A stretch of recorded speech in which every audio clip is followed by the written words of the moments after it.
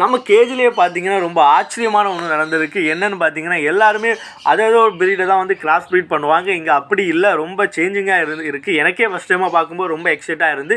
என்னென்னு பார்த்தீங்கன்னா நான் வந்து ஒரு சிக்ஸ் எல்லாமே ஒரு கேஜில் வந்து செப்பரேட்டாக வந்து விட்டுருந்தேன். அதில் என்ன நடந்திருக்குன்னு பார்த்தீங்கன்னா அதாவது ஒரு மேல் ஃபீமேல் இருந்திருக்கு.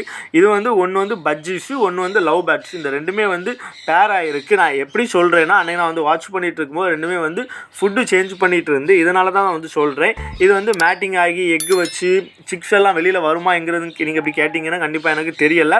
உங்கள் கேஜில் இந்த மாதிரி தான் நடந்திருந்துன்னா நீங்கள் வந்து கமெண்ட் பண்ணுங்கள்.